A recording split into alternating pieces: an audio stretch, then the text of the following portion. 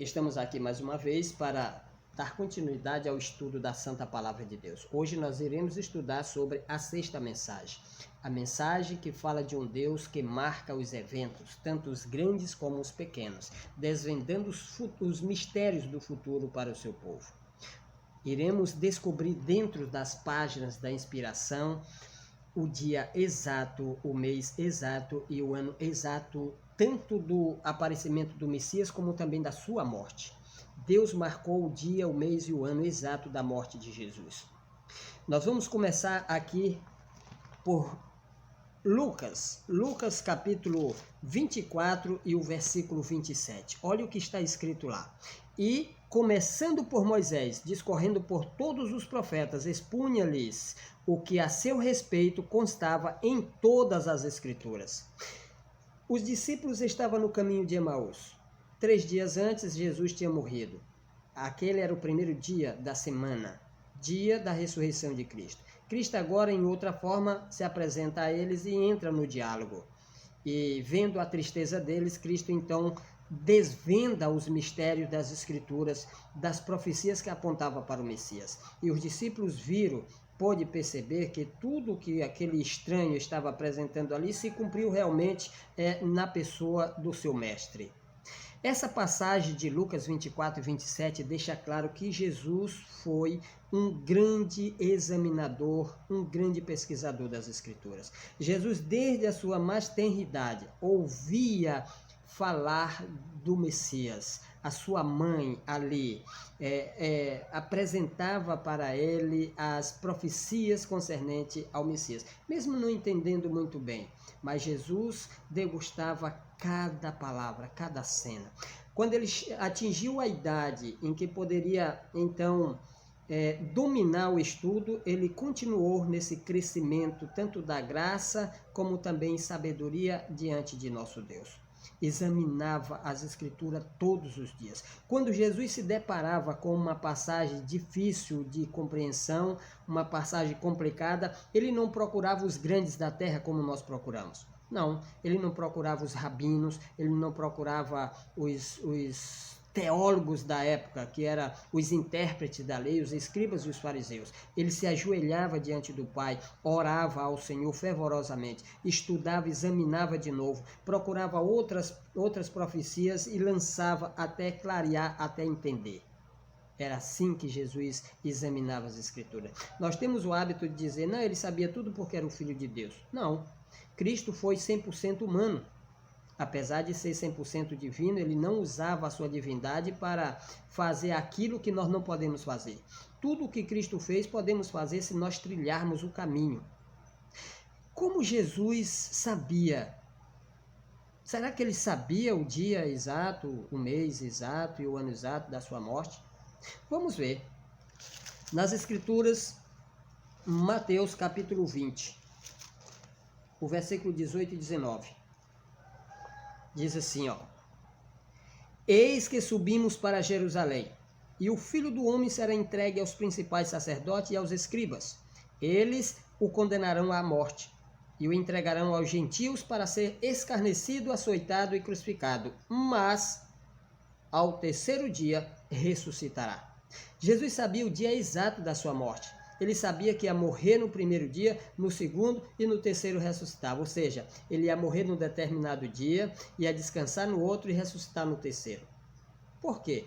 Como ele sabia essas coisas? Você sabia que no dia exato, no mês exato e no ano exato apontado pela profecia, Jesus chegou à beira do Rio Jordão e pediu batismo a João?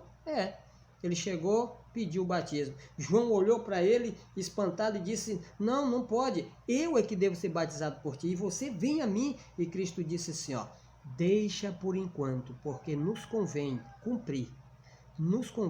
cumprir toda a justiça. Em outras palavras, João, me batiza. É necessário que se cumpra tudo que de mim está escrito. E naquele exato momento, Jesus entra nas águas. Estava prestes a chegar o momento, estava chegando o momento do aparecimento do Messias, porque a palavra Messias significa ungido, e Cristo ia ser ungido naquele exato momento. Então, João, obedecendo a ordem do mestre, batiza Jesus.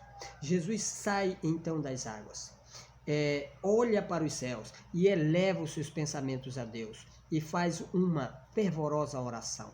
Enquanto ele estava com os olhos fitos no céu, orando ao seu Pai, ele percebeu que os céus se rasgam. E então, naquele exato momento, Deus, o Pai, unge seu filho como príncipe de Israel, como rei de Israel. Não com o óleo que era um símbolo do Espírito Santo, mas com o próprio Espírito Santo.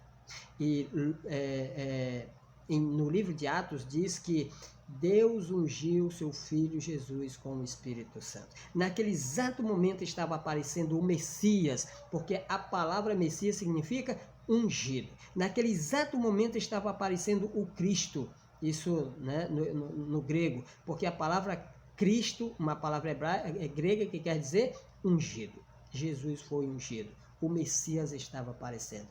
Como Jesus descobriu o ano exato do seu batismo e também o ano exato da sua morte? Pois ele sabia. Antes da gente descobrir como, vamos para Lucas, ainda Lucas, o capítulo 24. Analise bem essa passagem, é muito importante. Existem muitas migalhas de pão aqui. São estas as palavras que vos falei, depois da sua ressurreição, que ele estava falando isso. Estando ainda convosco, importava se cumprisse tudo o que de mim está escrito, na lei de Moisés, nos profetas e nos salmos. Então lhes abriu o entendimento para compreender as Escrituras. Jesus disse para os seus discípulos: olha, eu antes de morrer, né, eu falei para vocês que devia se cumprir tudo que foi escrito a meu respeito. E ele então desvendou naquele momento, né, os mistérios da palavra de Deus, começando pelo Pentateuco, a lei de Moisés, passou pelos profetas e pelos salmos, apresentando as profecias concernentes ao Messias, e eles viram que realmente se cumpriu em Jesus. E ele então abriu o entendimento dos discípulos para compreender. Por que a gente não compreende? Porque o nosso entendimento está fechado. Porque ele abriu o entendimento dos discípulos. Os discípulos haviam crescido recebendo uma lavagem cerebral. Para eles, o Messias devia aparecer muito poderoso, conquistador, matar todos os seus inimigos, libertar do cativeiro romano o povo de Deus e estabelecer um reino temporal. Era uma lavagem cerebral que as crianças, ao crescer, e os jovens recebiam nos tempos de Cristo, nas escolas dos rabinos. Acontece hoje também. A gente sabe tanta coisa errada, porque a gente recebeu também uma lavagem cerebral. Aí Cristo então abre o seu entendimento para entender realmente as profecias. Agora observe as palavras intrigantes que Cristo falou, né? No verso 46.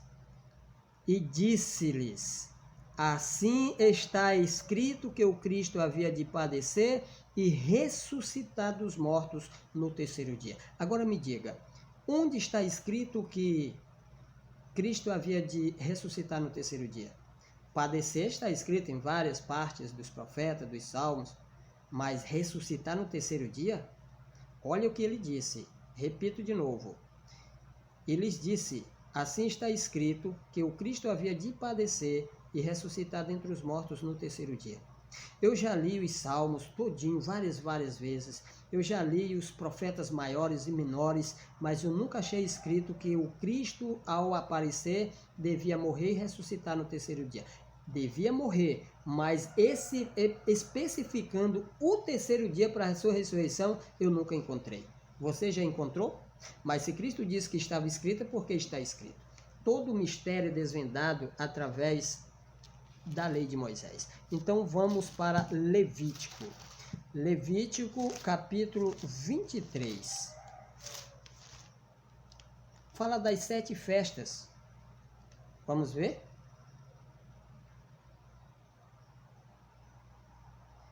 São estas as festas fixas do Senhor, as santas convocações, que proclamareis no seu tempo determinado. Essa leitura é muito importante. Vamos orar.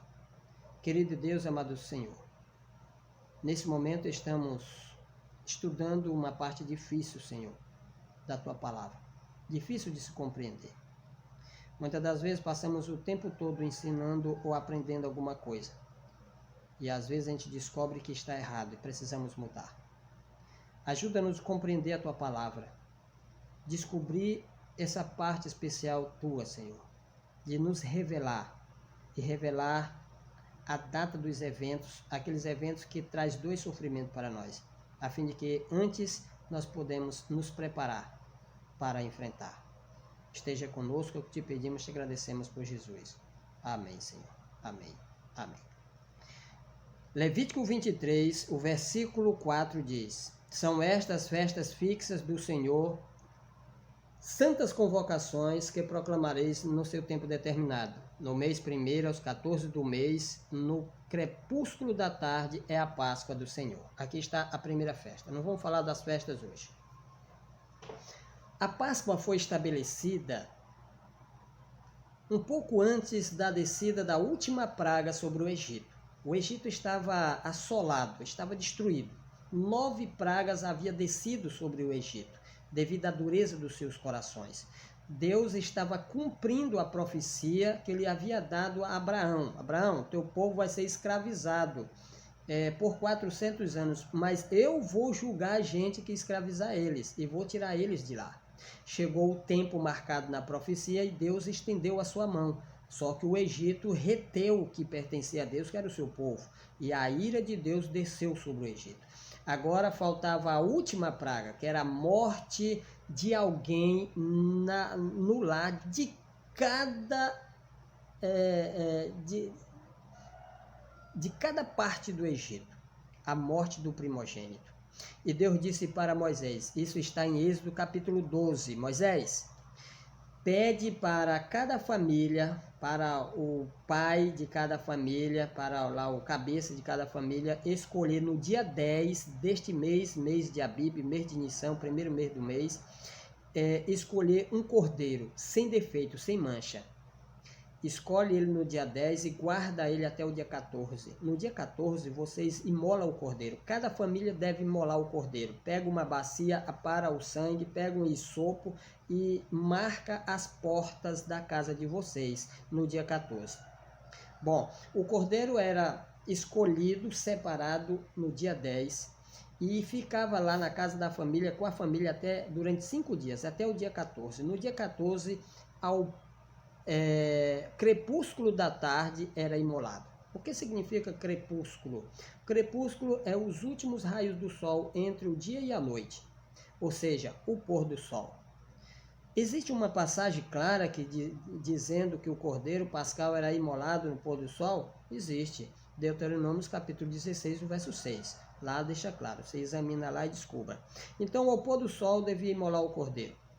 Porque à meia-noite daquele dia, do dia 14 para o dia 15, o terror ia invadir a terra do Egito. Deus ia passar na terra do Egito e o anjo da morte ia entrar em cada lar e matar o filho mais velho. Eu vou fazer uma pergunta aqui. O que teria acontecido com o povo de Israel se eles tivessem ignorado a ordem de Deus e tivessem matado o cordeiro não no dia 14, mas no dia 15? O que teria acontecido? Você já percebeu? Todos os primogênitos de Israel teriam morrido. Porque quem protegeu o povo, o primogênito da morte e todo o povo de Israel da dor e do sofrimento vendo o seu filho mais velho morto, foi o sangue do cordeiro. O cordeiro morreu no pôr do sol do dia 14. E Deus disse, olha, nas primeiras horas vocês vão preparar o cordeiro, assar e comer com pães sem fermento e ervas amargas. E não pode sobrar nada para o dia seguinte. Se sobrar, tem que queimar. Então eles teriam que comer aquele cordeiro durante aquela noite, do dia 14 para o dia 15, porque à meia-noite o terror ia invadir toda a terra do Egito. Então quem protegeu os filhos de Israel da dor e do sofrimento, de ver seu filho mais velho morto, foi o sangue do cordeiro. Por que eu estou dizendo isso? Existem pessoas dizendo que Jesus morreu no dia 14, no dia 15. O cordeiro pascal morria no dia 14. Quem é o cordeiro pascal? Olha o que está escrito em 1 Coríntios capítulo 5, verso 7. A última passagem do verso diz assim: pois também Cristo, nosso Cordeiro Pascal, foi imolado, foi morto. O Cordeiro Pascal era Cristo. O Cordeiro era Cristo. Todos os cordeiros que morriam representavam Cristo. O próprio João, quando viu Cristo, depois que ele retornou lá dos 40 anos, os 40 dias no deserto, ele diz: eis o Cordeiro de Deus. Então, Cristo era o Cordeiro Pascal, e o Cordeiro Pascal morria ao pôr do sol do dia 14. Seu sangue era usado para libertar o povo. Se Jesus tivesse morrido no dia 15, o seu sangue teria sido derramado em vão, porque o terror desceu na meia-noite do dia 14 para o dia 15, e não do dia 15 para o dia 16. Vocês estão entendendo? Então Jesus descobriu que ele devia morrer no dia em que morria o Cordeiro Pascal. Agora veja o que Deus continua dizendo no verso 6, Levítico 23 e 6. E aos 15 dias deste mês é a festa dos pães asmos do Senhor. 7 dias comereis pães asmos. No primeiro dia tereis santa convocação, nenhuma obra servil fareis. Se era uma santa convocação do primeiro dia e não devia fazer nenhuma obra, então era um sábado. Semanal? Não, cerimonial. O verso 7. No primeiro dia tereis santa convocação, nenhuma obra servil fareis. O verso 8. Mais 7 dias oferecereis ofertas queimadas ao Senhor. O Cordeiro Pascal morria no dia 14. No dia 15 começava a festa de 7 dias, a festa dos pães asmos. Tanto o primeiro dia da festa como o último dia da festa era sábado. Não podia fazer nada, a não ser a comida, porque eles deviam comer o cordeiro logo nas primeiras horas, né, desse dia 15, que começava depois do pôr do sol do dia 14. Então, dia 14, morte do cordeiro. Dia 15, um sábado, isto é, descanso. Ok? Agora, Cristo até aí descobriu que ele devia morrer no dia 14 e descansar no dia 15. Porque ele disse que estava escrito que ele devia ressuscitar no terceiro dia. No versículo 9, ainda do capítulo 23 de Levítico, diz assim: disse mais o Senhor a Moisés: fala aos filhos de Israel e dize-lhes: quando entrardes na terra que vos dou e cegardes a sua messe, então trareis o molho das primícias da vossa messe ao sacerdote. Este moverá o molho perante o Senhor para que sejais aceito no dia imediato ao sábado. E essa é uma migalha de pão que vai nos ajudar a entender isso aqui. No dia imediato ao sábado, o sacerdote o moverá.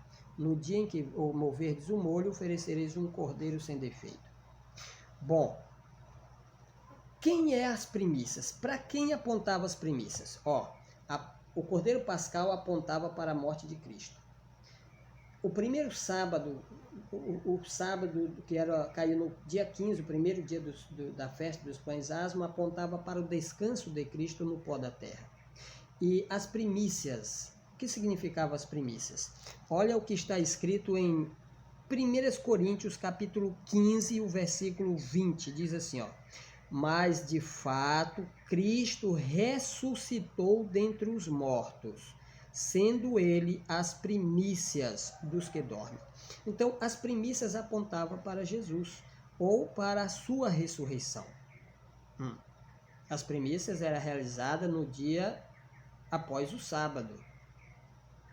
Será que esse sábado era o sábado do dia 15, o sábado cerimonial? Porque se for, dá certo, Cristo morria no dia 14, pois o Cordeiro Pascal morria no dia 14, descansaria no dia 15 e ressuscitaria no dia das primícias, o dia 16. Porque é um dia após o sábado e esse dia aqui, o dia 15, é sábado, cerimonial. Eu pensava assim, e muita gente pensa assim. Mas eu segui as migalhas de pão, eu aprendi assim. Eu segui os métodos que Cristo usava, seguindo as migalhas deixadas pelo Espírito de Deus.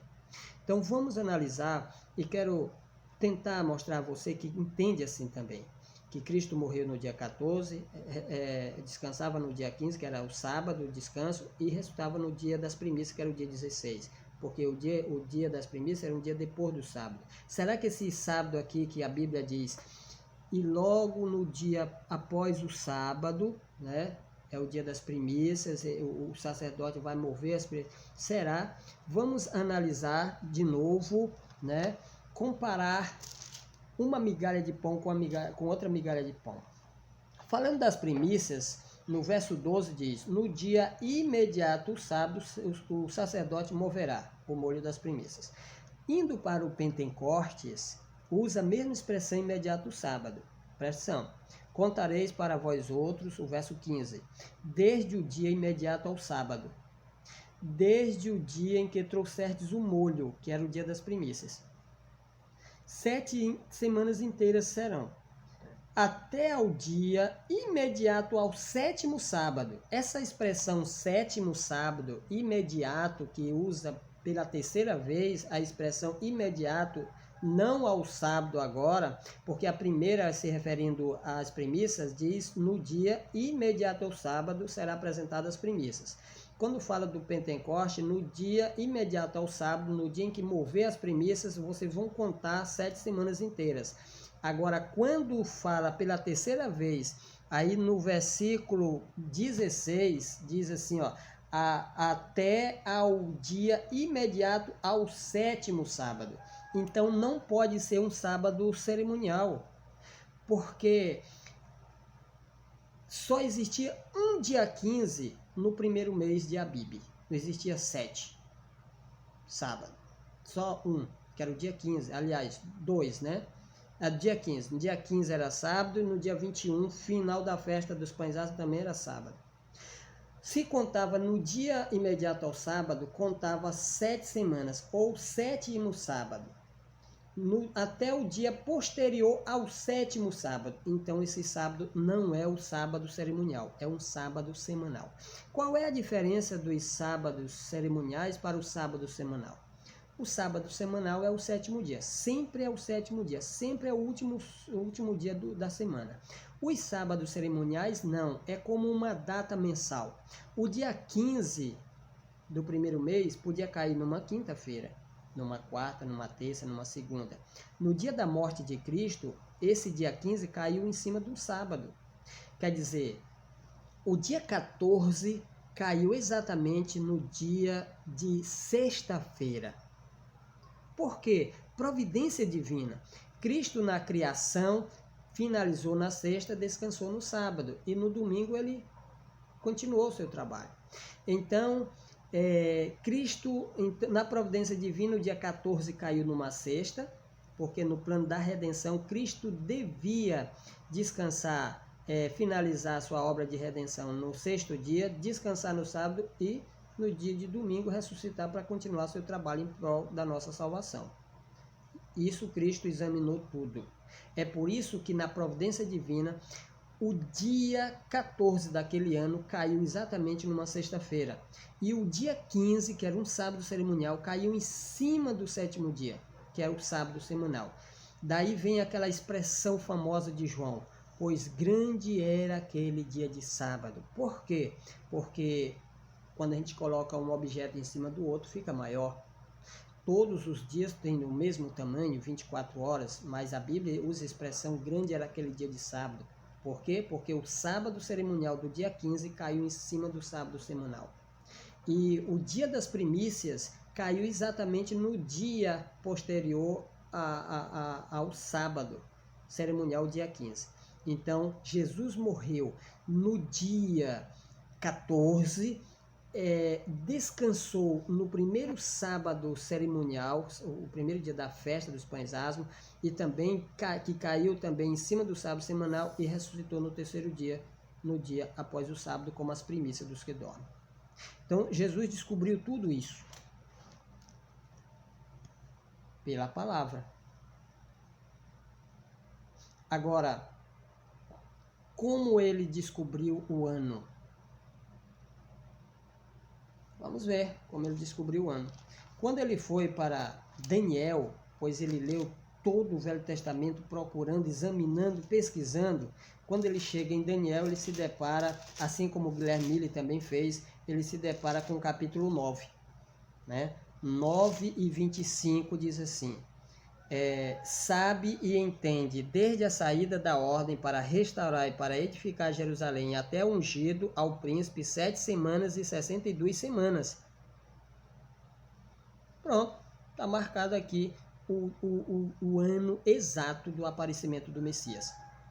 O anjo determina o ponto de partida, saída da ordem para restaurar e edificar Jerusalém. A ordem que saiu para restaurar e edificar Jerusalém era o ponto de partida para as 69 semanas, porque o anjo disse 7 semanas mais 62 semanas até ungido o príncipe. A palavra ungido vem da palavra Messias, palavra hebraica, que transliterada para o grego usa a palavra Cristo, que também representa ungido. E Cristo foi ungido no final das 69 semanas. Ponto de partida, vamos ver logo o ponto de partida. Existiram 3 ordens para a reconstrução de Jerusalém, para a restauração de Jerusalém, que estava em ruínas, pois ela havia sido destruída por Nabucodonosor. A primeira foi por Ciro, a segunda Dario e a terceira foi pelo filho de Xerxes, Assuero Maridisté. O filho dele chamava-se Artaxerxes. Artaxerxes, no ano, segundo a história, no ano 457, assinou o último decreto, dando a última ordem para restaurar e edificar Jerusalém. Em que ano? 457. Lembrando que a contagem antes de Cristo era decrescente, não progressiva como a nossa contagem hoje. A nossa contagem é 2000, 2001, 2002, 2003. A contagem antes de Cristo era 2000, 1900, 1800, 1700. Era decrescente.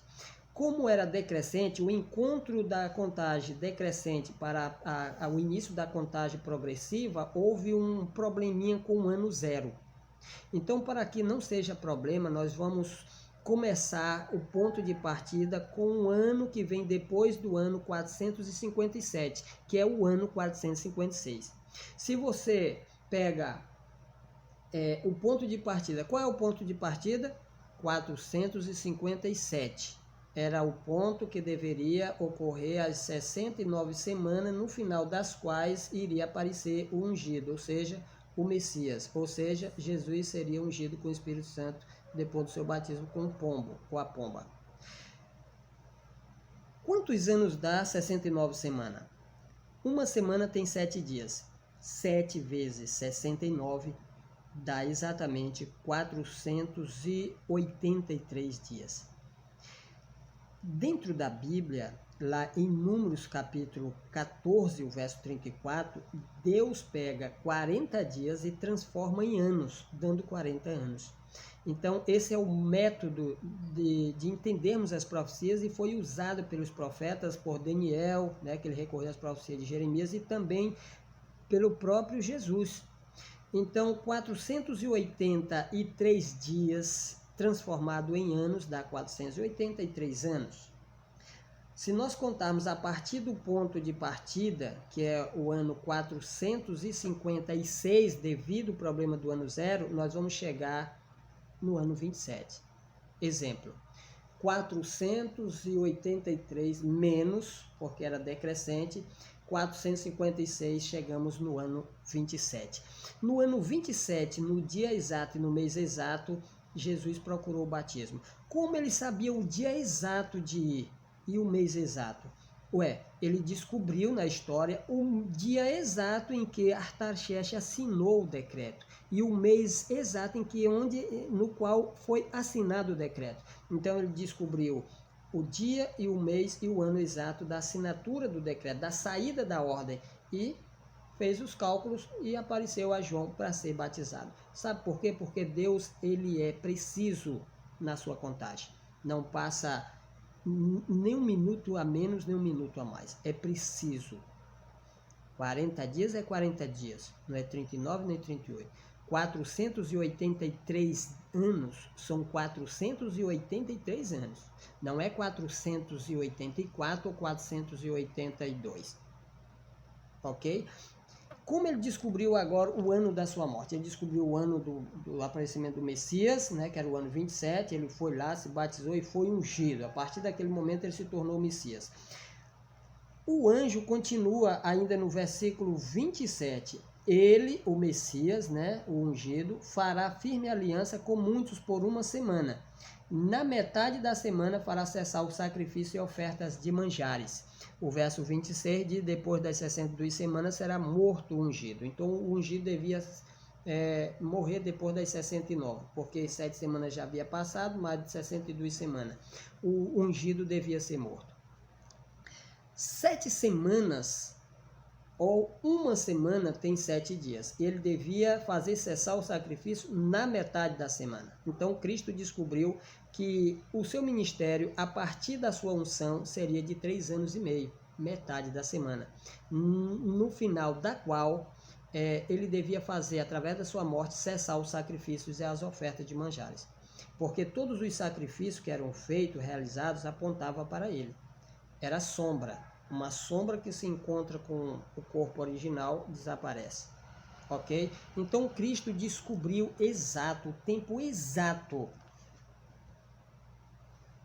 da sua morte, né? Do seu batismo, o tempo exato. Jesus morreu no dia 14, descansou no dia 15, que o sábado cerimonial daquele dia caiu em cima do sábado semanal. E o dia após o sábado foi o domingo, que era o primeiro dia da semana, dia das primícias. Coincidiu um dia atrás do outro. Jesus morreu no dia 14 de Abib, de Nissan, descansou no dia 15 e ressuscitou no dia 16, no dia das primícias. Ok? A hora, como ele descobriu a hora de morrer? Porque se você lê os relatos tudinho, tanto de Marcos, de João, de Lucas e de Mateus, vai ter um deles que vai dizer assim: e vendo Jesus que tudo estava cumprido, me parece que é João, e vendo Jesus que tudo estava cumprido, ele disse: tenho sede, pois era a última profecia que precisava se cumprir, né? Que falava lá em Salmos. Alguém tinha que dar vinagre para ele. Então ele disse: tenho sede. Aí deram vinagre para ele, se cumpriu a última profecia. Aí ele diz: Pai, está consumado. Essa palavra está consumado, Pai, está finalizado. Está cumprida a tua vontade. Tudo que está escrito ao meu respeito se cumpriu agora. Nas tuas mãos eu entrego meu espírito. Ele morreu que horas? Mais ou menos às 3 horas. A minha pergunta é: por que Jesus não morreu na hora do sacrifício do Cordeiro Pascal, que era o pôr do sol? Bom, na criação, Jesus fez o mundo em 6 dias, finalizando no 6º dia e descansou no 7º, certo? E no primeiro dia da semana continuou, porque ele disse: meu pai trabalha até hoje e eu trabalho também. No plano da salvação, ele também finalizou no 6º dia, descansou no 7º. E no primeiro dia da semana ressuscitou para continuar o nosso trabalho, ou seu trabalho por cada um de nós. Se Cristo tivesse morrido no pôr do sol daquele dia, os discípulos iriam transgredir o dia de sábado.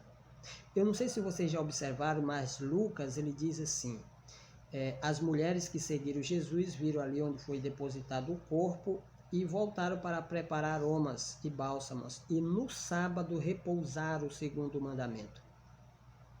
Certo? Então, Jesus Cristo, ele não morreu na hora do Cordeiro Pascal, mas morreu na hora do Cordeiro Contínuo. Como? O Cordeiro Contínuo também morria ao pôr do sol.